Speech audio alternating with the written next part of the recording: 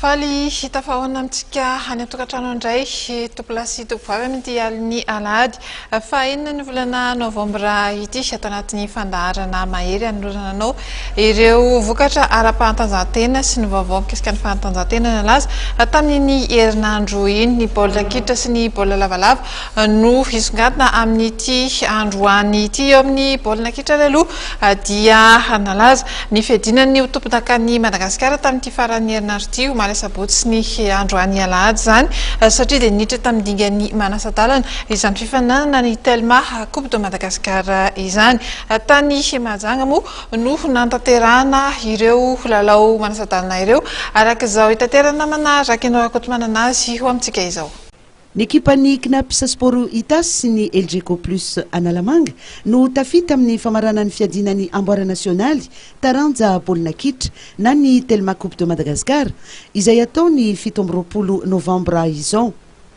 Nandritra ny manasadalana faharoa natao androany alahady no tena nahitana lalao niady satria tany amin'ny minitra fa 20 ny fanalavam-potoana vao nahazo ny baolina faharoa ny batan'ny fandresena ny ekipan'ny LGK Plus nanoloana ny ekipan'ny Somme Fossa Junior FC baolina tafiditry Edi Kely.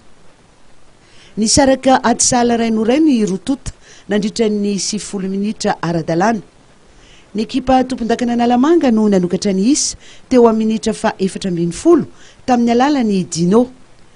Teo amin'ny minitra fa 30 dia nahita ny mpitsara fa nanao fahadisoana tao anatin'ny faritry ny 19 metatra ny vodilaharan'ny LGK Plus ka nanome penalty ny ekipan'ny Somme Fossa Junior FC. Tsy tafiditry Jean-Yves anefa izany satria voasakany Edi Bastia. Tonga ihany ny fanasahalana ho an'ny ekipa tompon-dakany Boeny teo amin'ny minitra fa 45 rehefa tafaporitsaka i Elefoni. Nanamarika ity lalao ity ihany koa ny baolina tafiditry Bela teo amin'ny minitra fa 40 saingy nolavin'ny mpitsara no ny fahitany fa nanao fahadisoana ity lolaharan'ny LGK Plus ity. Noporofoiny ny LGK Plus tamin'ity manasadalana ity araka izany ny ekipa mafy azy any amin'ny fiadinan'ny amboara. Tsy aivina tokoa mantsy fa norombahan'izy ireo hatrany izany amboara izany ny taona 13 sy 14 sy 12.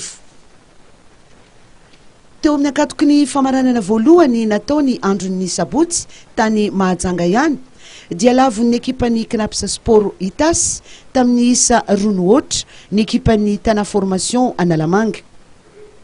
I Luciano nanokatra ny isa teo minitra fa 20 rehefa nitsena tamin'ny lohany ny tolotra avy any amin'ny Toby. Ny ekipan'ny Tana Formation anefa no ny alohany io saingy tsy nahavita nampikobana ny masona ratony Ando mpiandry tsato-kazon'ny Knaps Sport mihitsy. Tany amin'ny minitra fa 14 kosa no nampidirany ny Asexe ny baolina faharoa ny batan'ny Knaps Sport ny fandresena nahazahoany ny tapakila andehanany any amin'ny famaranana.